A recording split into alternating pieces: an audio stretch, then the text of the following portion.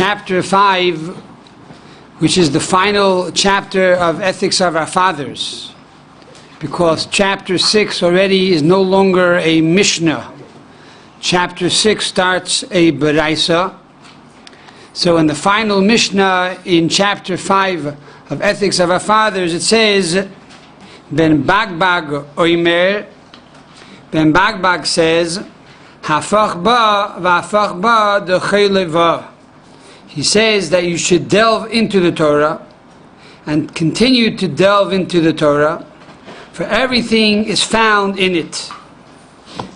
The Mishnah goes on to say, at the end of the Mishnah, the final words, Ben Hei Oimer, Ben Hei says, Lefum Tzara Agra. According to the pain is the reward. And according to this version of the Mishnah, chapter 5 ends with these words, Lefum Tzara Agra. According to the pain is the reward. So what is the simple interpretation? What is the simple interpretation? And what is the hint and the homiletics and the esoteric and the Hasidic interpretation in the Mishnah? If we start with the Pshat, the simple interpretation, what is the difference between Ben Bagbag and Ben Hei?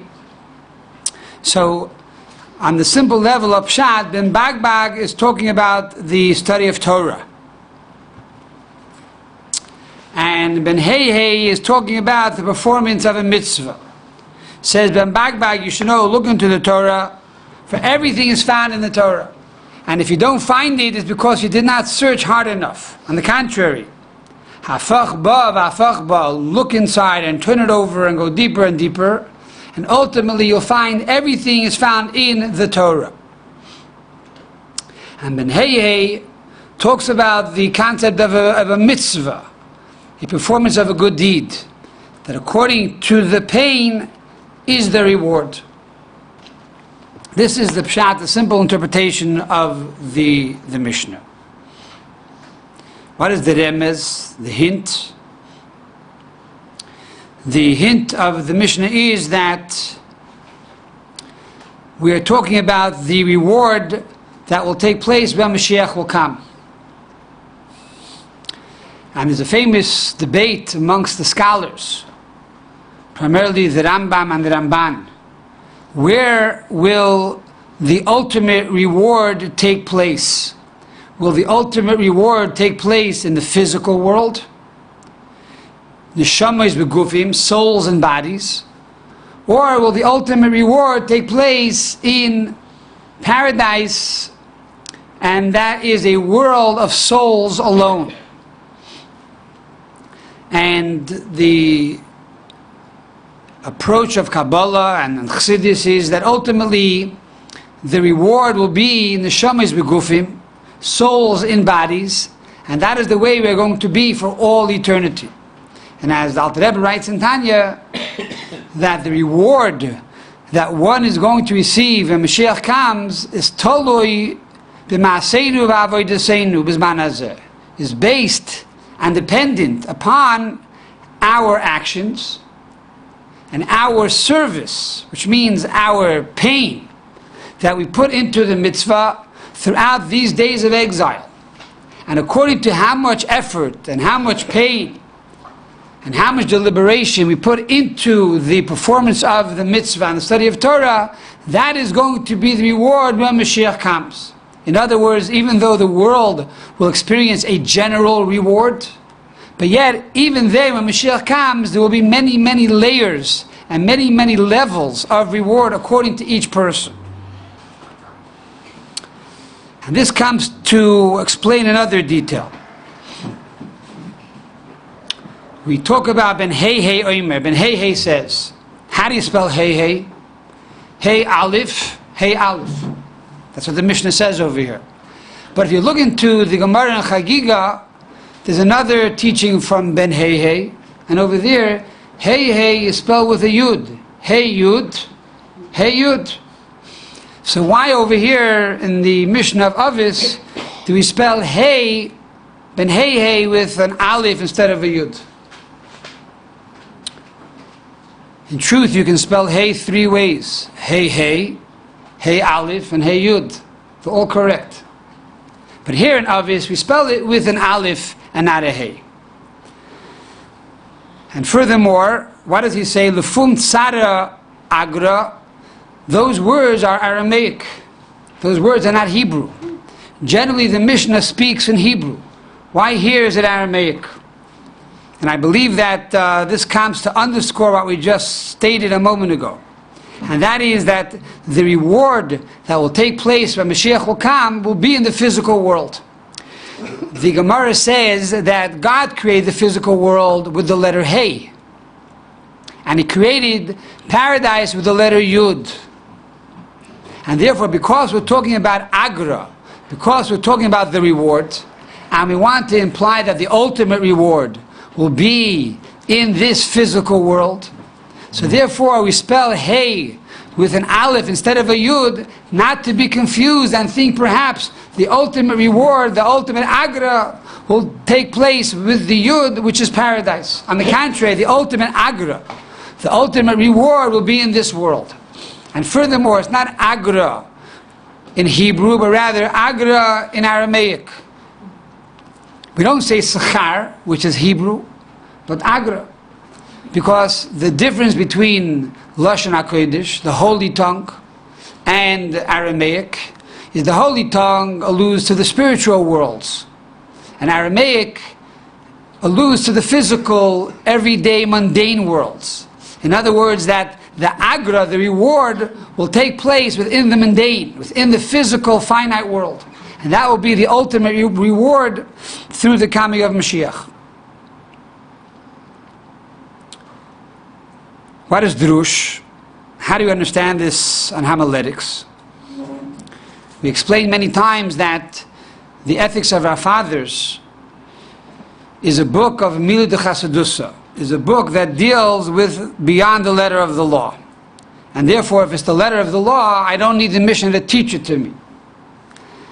If that is the case, this concept, lefum tzara agra, that according to the pain is the reward, is really something which is elementary, it's very obvious, and it's very biblical. In the Torah itself, it says, God says, if you follow my statutes, then I will give you rain in its time. And says Rashi, what does it mean if you will go b'chukoisai, my statutes? Says Rashi, amelim b'Torah. If you will study Torah assiduously, if you go to labor in the study of Torah, I will reward you with rain, with everything you need in the physical world. If that is the case, the Torah already is telling us lefum tzara agra. According to how much you will work in Torah, that will be your reward. So what is the Ethics of Our Fathers adding to the statement in the Torah? Furthermore, we find the interesting halacha in the Gemara, and the Rambam brings this down in halacha, in the laws of Schirus, chapter 9, halacha number 8. It says like this: if a person hires a worker to go and bring cabbage and prunes to a sick person, and through the sick person eating that cabbage and prunes, he will be healed. So you hire this messenger to go for you to bring the food to the sick person. And you make up, you're going to give him $100 to bring the food. And now, by the time he comes to the patient, to the sick person, the patient already died. So the Gemara asks the question, is the owner obligated to pay the messenger or not? And the Gemara concludes, he must pay the messenger, even though the patient died. And the whole purpose of sending the messenger was to heal and to bring this food of healing to the patient. Still in all, the messenger fulfilled his mission, and that was to transport the food. The fact that the food is now to no avail, the fact that you cannot feed a dead person food, that doesn't change the reality that the messenger put his time and effort and his pain into delivering the food. So what do we see here? That even if a person puts tsar, a person puts time and effort and even pain into doing something, and there is no reward to the effort, still no, the Torah says, I will pay you for trying to do the mitzvah, for working on the mitzvah. I will give you sechar, I will give you reward for the tsar, for the actual time and effort, even though you did not fulfill the ultimate mission. So why do we need the mission to tell us this? We have a halacha in the Rambam, and it's in the Gemara already, this concept that according to the pain is the reward. So therefore the answer is that we're dealing here with a tsar, we're dealing here with a pain and an effort that is totally voluntarily. What does that mean?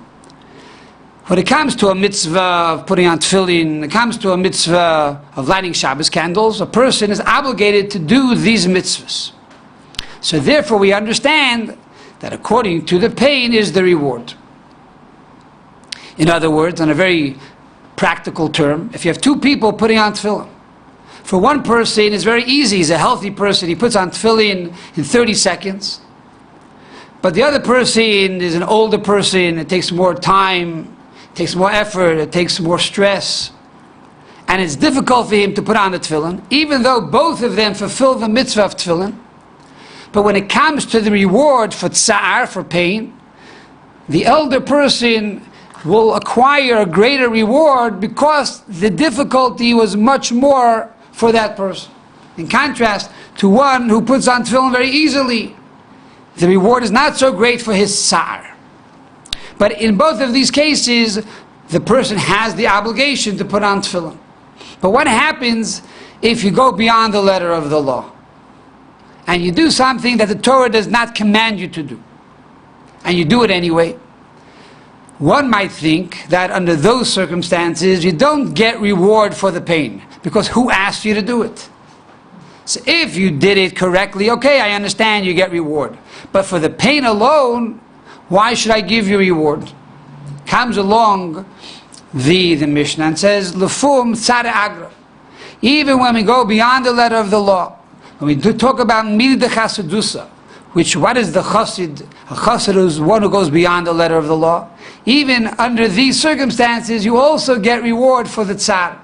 So in other words, if a person buys a pair of tefillin, instead of spending $550, he decides to spend $1,000. So now there's more tsar. But you can tell him, who asked you to spend so much money? You have a kosher pair of tefillin for $550. Why should you spend $1,000 or $2,000? Comes the Mishnah and says, Lefum tzara agra. It was difficult to pay the extra money. You had to work many more hours. And yet you did it anyway. You bought the nicer tefillin. Lefum tzara agra. And the same is true if you go beyond the letter of the law and you do things that the Torah does not command you to do. For example, to convert to Judaism. This is not something that a person is supposed to do. On the contrary, we try to dissuade the person. And now the person comes along and says, I want to be a Jew. So comes along the Torah and says, Lefum tzara agra. You might think, no one asked you to convert, so why should you get reward for the pain? Comes the Mishnah and says, no, Lefum tzara agra. Because you had pain, even though you went beyond the letter of the law, you also get a reward. So this is the drush, the homiletics of how we understand this Mishnah. What is soid? What is soid? Soid is to understand the difference between bag and hey. Are these two separate people, or are they the same person? So the commentaries on the Mishnah tell us that both Ben Bag and Ben Hey were both converts. And the fact that they were called Bag and Hey is a hint to the fact that they were converts. Why? Hey has the gematria of 5 letters. Hey is 5, right? Aleph is 1, Beis is 2, Gimel is 3. Hey is 5. So Ben Hey, the son of 5, implies the son of Avraham, who had 5 letters in his name: Aleph, Beis, Reish, Hey, Mem. Furthermore, Ben Hey also alludes to the fact that he is the son of Avraham and Sarah, because both Avraham and Sarah had the letter Hey added to their name. It was from Avram to Avraham and Sarai to Sarah. So Ben Hey are the children of Avram and Sarah, the children of converts.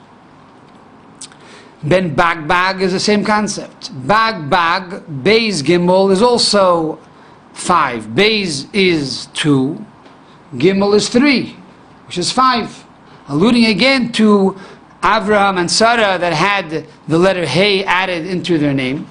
And furthermore, Bag is an acronym for Ged, Ben Ged, and Ben Gioret, the son of a convert who was a male and the son of a female convert. That's Bag, Ben Ged, and Bag, Ben Gioret. So both of these names allude to the concept of converts. This is the idea of Soid. Comes along Chassidus and asks the following question: what's the connection between Ben Bagbag to Afachba of Afachba? What is the connection between Ben Bagbag to the concept of delve into the Torah and delve into the Torah? And what's the connection between Ben Hey to Lefum Tzara Agra? And furthermore, what is the connection from this Mishnah to all of us?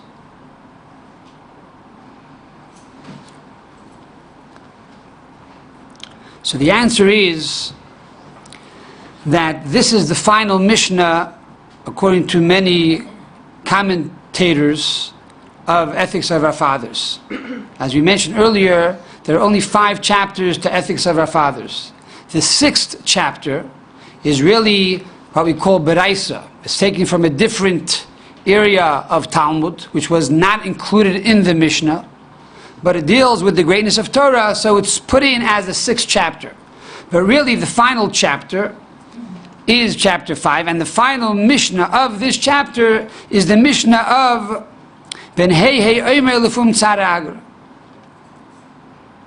So therefore, as we say in America, Hakel Heilech Acher Echitim, everything follows the conclusion. It doesn't matter how you start off the year. What matters is that you graduate. You could have had terrible marks at the beginning, you had an F. But if you graduate with an A+, you did a great job. And then you have those students who start off running very fast, they get an A+ in the first semester, and they end off with an F. So, Hakel Heilech Acher Echitim, it depends how you end off. So the entire Ethics of Our Fathers is encapsulated within this final Mishnah and in the final clause. And as we explained earlier, the Gemara tells us in Baba Kama that if one wants to be a chassid, what should he do? He should study Ethics of Our Fathers, because Ethics of Our Fathers is a concept of Mili L'Chasadusa. It represents going beyond the letter of the law. So here we speak about Hafachba v'Afachba, to study Torah and go beyond the letter of the law, not only to learn enough how much you need to know, but to delve into the argumentation and the analysis of the Torah and the details of the Torah. And similarly, to go beyond the letter of the law when it comes to a mitzvah, not to fulfill your obligation to the T, but on the contrary, to do much more than the Torah tells us to do. But all of these things ultimately is not going beyond the letter of the law, because the Gemara tells us in Kedushin that the entire purpose of why I was created was l'shamesh eskainei, to serve my Creator. And furthermore, the Medrash says that a person every day should say, when will my actions be as great as the actions of Avraham and Yitzchak and Yaakov? And of course we can add also Sarah, Rivka, Rachel, Leah, because the Rebbe has told us many times that the Imohis, the mothers, were greater than the fathers. So therefore we have to ask every day, when will my actions be as great as the actions of Abraham, Isaac, and Jacob, and Sarah, Rivka, Rachel, Leah? And therefore, even though I did good things today, but I know that I'm not as great as Avram and Sarah, so I have to do even more tomorrow, which would include also going beyond the letter of the law. So how can I really say that I'm fulfilling this Mishnah of Midah Chassidus? Therefore, the sages of the Mishnah put Ben Bagbag and Ben Heihei to be the final authors of the Mishnah. Why? Because both Ben Bagbag and Ben Heihei were converts. A convert is someone who's not born Jewish, but they decide on their own they want to be Jewish. No one is forcing them, no one is compelling them. On the contrary, in many countries it was dangerous for a non-Jew to convert and become a Jew. And yet these are people who went beyond the letter of the law. And they incurred much difficulty and much pain, as we know from the story of Rus, of why we read Rus on Shavuos, to tell us that to be a Jew is not so much fun, and it's not so easy, and it's not so thrilling, but on the contrary, it demands tremendous focus and tremendous pain and the hardship from time to time. And only when Mashiach will come will we truly have the agra, the true reward. And therefore the Mishnah in Pirkei Avos, which is chapter 5, which 5 in Hebrew is a hey, ends off with Ben Heihei, which implies that the ultimate one who goes beyond the letter of the law is a convert who has no obligation to begin with. If that's the case, how come we're learning it? How do we apply it to our daily lives? So we look into the Talmud to search for another teaching of Ben Heihei. And we said earlier that Ben Heihei is spelled with a Yud in the Gemara Chagiga. But what does he say there? In the Gemara Chagiga, Ben Heihei says the difference between one who serves God to one who does not serve God is the difference between one who studies the Talmud 100 times and one who studies the Talmud 101 times. And the Rebbe explains in Tanya, the Rebbe there explains that in the days of the Talmud, the average student would study each teaching of the Talmud 100 times. So that was the average. To go beyond the letter of the law, you had to study it 101 times. So comes along Ben Heihei. He is the one who's teaching us this statement. In other words, he tells us by the fact that we are able to study 101 and go beyond our comfort zone and to go beyond our norm, we can reach this level of a convert who is totally transformed. And as you know, when you do exercise, if you can do 50 push-ups and that's your max, you can't do 51. To do 51, you really have to change your entire energy. And the same is true with the study of Talmud. And the same is true with doing a mitzvah. That to change your nature is the most difficult thing.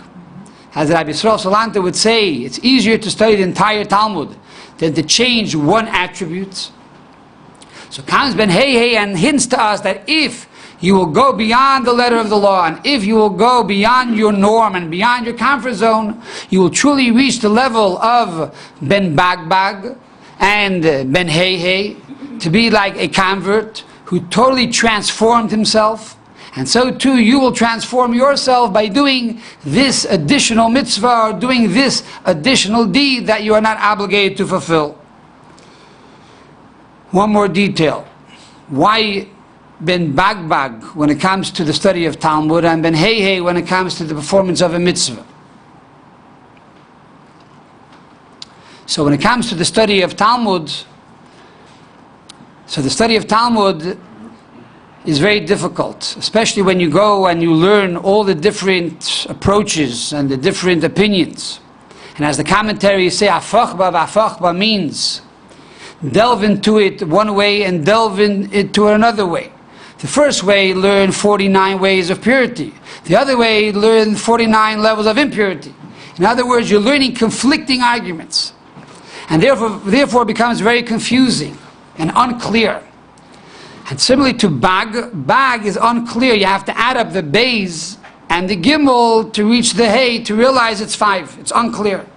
However, when it comes to a mitzvah, the mitzvah is done only one way. It's very clear, this is the mitzvah. So therefore, when it comes to the mitzvah, we say ben hey, hey omer, because it's the mitzvah, black and white. This is ben hey. When it comes to the study of Talmud, it's not always so clear. It's very concealed. It's nister compared to the mitzvah, which is nigla. On more Kabbalistic terms, the letter hey in Kabbalah represents action. Yud Kei Vav Kei, God's four-letter name, the final hey represents action. And Beis and Gimel would represent the idea of Bina and Das, understanding and knowledge, which are two levels in intellect. And therefore, the more you learn, the more you understand. So therefore, when it comes to the study of Torah, it's ben bag omer, Beis and Gimel, which is Bina and Das, understanding and knowledge.